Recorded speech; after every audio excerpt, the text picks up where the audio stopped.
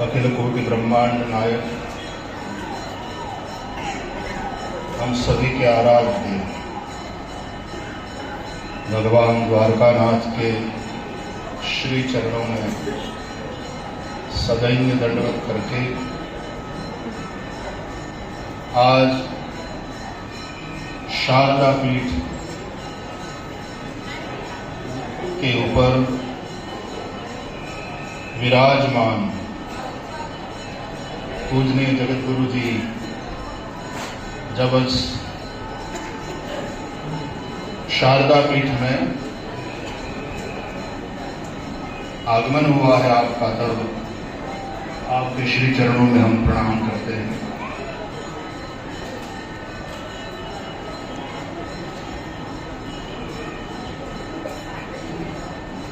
जगत गुरु का अर्थ क्या है? कईयों ने ऐसा पूछा। समस्त विश्व का, समस्त जगत का गुरु वो जगत गुरु, हाँ ये भी अर्थ है। लेकिन कई लोग ये कहते हैं कि विश्व में जितनी मानवता है आज, वे सभी हमारी हिंदू परंपरा से परिचित ही है पूर्णतया, और हमारी ये जो जगतगुरु परंपरा है उसके विषय में वो लोग जानते हैं। ऐसा दावा तो हम आज भी नहीं कर सकते। तो फिर जगतगुरु कैसे? संपूर्ण जगत ने जिनसे दीक्षा प्राप्त करी हो वो जगतगुरु? ये सब आवश्यक नहीं है। जगतगुरु से तात्पर्य है समस्त जगत के कल्याण के लिए जो चिंतन करता है, ऐसा एक दिव्य महापुरुष। संपूर्ण विश्व की मानवता को ध्यान में रखते हुए उदार चरितानाम तु वसुधैव कुटुंबकम, इस भावना से, और न केवल मानव समुदाय के कल्याण की बात, मानवेतर जीव सृष्टि है उसके प्रति भी मानवों का ऐसा सद्व्यवहार हो। दृष्टिपूतम यसेत पादम, श्रीमद् भागवत कहता है। चलते समय भी धरती पर दृष्टि करते हुए, देखते हुए चलो कि हमारे पांव के नीचे कीड़े मकोड़े, कीटक कुचलकर मर न जाएं। अहिंसा की ऐसी पराकाष्ठा जिस सनातन हिंदू धर्म में है, और समय आने पर जगत गुरु उसी हिंदू धर्मावलंबियों को, सनातन धर्मावलंबियों को हाथ में शस्त्र उठाने के लिए भी प्रेरणा करता है। जब धर्म पर आघात हो रहा हो, जब मातृभूमि पर आक्रमण हो रहा हो, तब जगत गुरु श्री कृष्ण को भी हम कहते हैं कृष्णम वंदे जगत गुरु, और वे भी अर्जुन को तस्मात् उत्तिष्ठ कौन्तेय युद्धाय कृतनिश्चय। तो हमारी अहिंसा वो परम धर्म है महाभारत के अनुसार। गुजराती में कहूं तो अपनी अहिंसा वेवली नहीं। सनातन हिंदू धर्मावलंबीओની अहिंसा वेवली नहीं, ये धर्म जरूर है। तो धर्म और अधर्म का स्वरूप बड़ा सूक्ष्म होता है। केवल पोथी को पढ़कर के आप धर्म अधर्म का निर्णय नहीं कर सकते। वहां सूक्ष्म दृष्टि जिनकी है, ऐसे महापुरुषों के पास जाकर के उनसे पूछना चाहिए कि इस वक्त हमारा धर्म क्या है, हमारा कर्तव्य क्या है। इसका उपदेश, इसके लिए जो मार्गदर्शन उपलब्ध कराने वाले ऐसे दिव्य विभूतियां, दिव्य महापुरुष जो होते हैं, भारत में हम उन महापुरुषों को जगत गुरु कहते हैं। ऐसी है हमारे समाज में कि शंकराचार्य भगवान या हमारी ये जो चारों पीठ की परंपरा है उस पर नियुक्त हमारे जगत गुरु जी, ये केवल जो शैव है, दशनामी परंपरा के जो विरक्त साधु पुरुष है,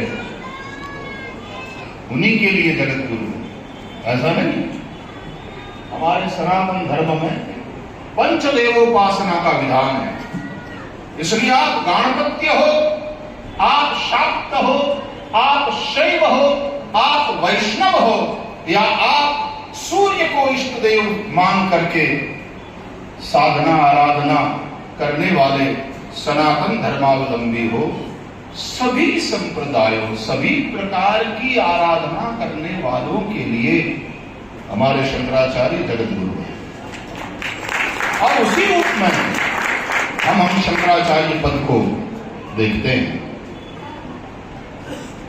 पूज्य गुरु जी का, पूज्य जगत गुरु जी स्वामी स्वरूपानंद जी महाराज का, उनका जो व्यक्तित्व, उनकी जो विद्वत्ता, और उस दीर्घ काल तक हमें उनका आशीर्वाद, उनका मार्गदर्शन प्राप्त होता रहा, और उस उम्र में भी उनकी सक्रियता, ये सब हम लोगों के लिए आदर्श रूप है।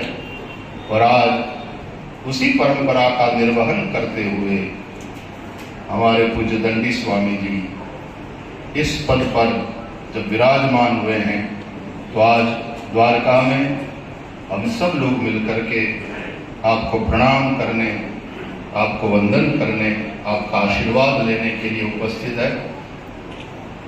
द्वारका वासियों के साथ साथ मैं भी आप सब लोगों के मध्य में उपस्थित होकर पूज्य जगत गुरु जी का आशीर्वाद प्राप्त करने आज आ पाया हूं, क्योंकि मैं 24 तारीख को मुझे यहाँ होना चाहिए, मेरा मन भी है, परंतु श्रीमद् भागवत कथा में कहीं पर सेवा में होने की बाध्यता है, इसलिए उस दिन यहाँ पर उपस्थिति नहीं हो पाएगी।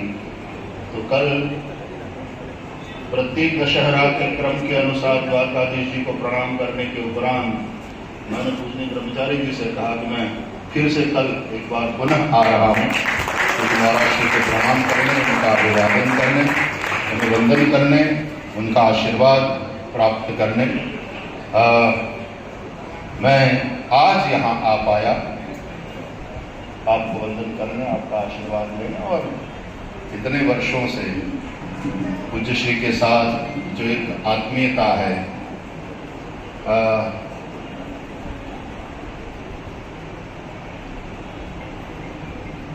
हरि मंदिर के ओटे पर बैठ करके भी उपदेश प्राप्त हो जाता है। पूज्य दंडी स्वामी जी का अचानक से आपका पधारना, आपका पदार्पण, वो हमारे लिए आश्चर्य और आनंद और गौरव सब भावों का मिश्रण हो जाता है। और आज आप जगत गुरु की इस जिम्मेदारी का निर्वहन कर रहे हैं, तब और विशेष गौरव के साथ, विशेष आदर के साथ, विशेष श्रद्धा के साथ पुनश्च हम प्रणाम करते हुए यही कामना करते हैं आपका मार्गदर्शन सनातन धर्मावलंबियों को प्राप्त होता रहेगा। द्वारकावासी और शारदा पीठ के क्षेत्र में जो आता है उतना ही नहीं, समग्र सनातन धर्मावलंबी जितनी भी जनता है बहुत आदर पूर्वक, श्रद्धा भक्ति पूर्वक आपके श्री चरणों में प्रणाम करती है और आपसे आशीर्वाद की कामना करते हैं। आने वाले दिनों में जब भारत कुछ नई दिशा में और महत्वपूर्ण जिम्मेदारी वैश्विक स्तर पर निभाने की ओर अग्रसर हो रहा है, ऐसे में देखो बिना धर्म के नहीं चलेगा। कई लोग ईश्वर सत्ता का भी स्वीकार नहीं करते, क्योंकि आजकल जो टेक्नोलॉजी का प्रभाव है, जो एजुकेट हो रहे हैं लोग, और कई लोग तो एजुकेट नहीं हो रहे हैं, केवल लिटरेट हो रहे हैं, साक्षर हो रहे हो। हमारे संस्कृत में ये कहते हैं साक्षरा विपरीता राक्षसा भवन्ति। वो इसलिए कि उनके जीवन में धर्म नहीं है। धर्मेण हीना पशुभिः समाना, ये कहा गया। अतः विश्व में ऐसे कई धर्म प्रचलित हैं और बड़ी संख्या में उस धर्म को फॉलो करने वाले लोग भी हैं जो ईश्वर का स्वीकार नहीं करते, लेकिन ईश्वर का स्वीकार नहीं करने वाले लोग भी धर्म का तो स्वीकार करके चलते हैं। तो बिना धर्म के तो नहीं चलेगा। बुद्धिमान मानव समुदाय को सुनियंत्रित सुव्यवस्थित करके कल्याण पथ पर आगे बढ़ाने वाले ये तीन संस्थाएं मैं कथाओं में कहा करता हूं। एक तो है धर्म सत्ता, दूसरा है समाज की सत्ता, और तीसरी है राज्य सत्ता, राजा शासन। तो शासन के कानून और व्यवस्था, लॉ एंड ऑर्डर, समाज के रीति रिवाज और परंपराएं, लॉ को फॉलो करना होता है, व्यवस्था के अनुसार चलना होता है, नहीं तो वहां दंड का विधान है। समाज के नीति नियमों रीति रिवाजों का पालन करना पड़ता है, वरना समाज में आबरू नहीं रहेगी। और तीसरी बात है धर्म के पाप और पुण्य की जो विभावना है, श्रद्धा पूर्वक तद अनुसार चलना पड़ेगा। पाप से परहेज करें और निरंतर वेद विहित कर्मों का अनुष्ठान करते हुए अपना और अपने आसपास जो भी है समाज, राष्ट्र, प्रकृति, पर्यावरण, सबका भला करते हुए हम धर्म का पालन करते हुए आगे बढ़े। धर्म सत्ता सर्वोपरि है। धर्म सत्ता के मार्गदर्शन के अनुसार, धर्म सत्ता के आदेश के अनुसार ही समाज भी चलता है, राजा भी, चक्रवर्ती ही क्यों न हो, लेकिन उसके गुरु कहते थे धर्मदंड्योऽसि। चक्रवर्ती बनने के बाद अदंड्योऽस्मि अदंड्योऽस्मि अदंड्योऽस्मि कहने वाले सम्राट को भी धर्मदंड्योऽसि धर्मदंड्योऽसि धर्मदंड्योऽसि कहने वाली राजदंड के ऊपर भी धर्मदंड रहता था। तो राजा भी उस धर्मदंड को आदर देते हुए, तो चाहे राजदंड हो, चाहे समाजवादी सत्ता हो और ये धर्म, ये तीनों मिलकर के मानवों को सच्चा मानव बनाने का कार्य करते हैं। अतः धर्मं भजस्व सततम, हम निरंतर धर्म के आदेश में रहें, उसमें हमारा और सबका कल्याण।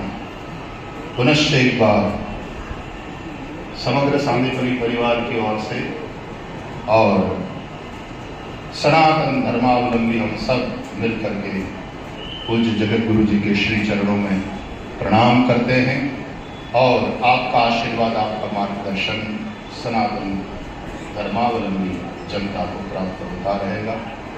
आपके निरामय दीर्घायु की कामना करते हुए हम भगवान द्वारकानाथ के चरणों में पुनः पुनः प्रणाम करते हैं। माँ शारदा, भगवान आद्य शंकराचार्य और इस परंपरा में जितने भी जगत गुरु हमारे हुए हैं, उन सबको प्रणाम करते हुए पुनश्च एक बार आपके आशीर्वाद की कामना से आपके चरणों में कोटिशः नमन। हर हर महादेव। धर्म की, अधर्म का, प्राणियों में विश्व का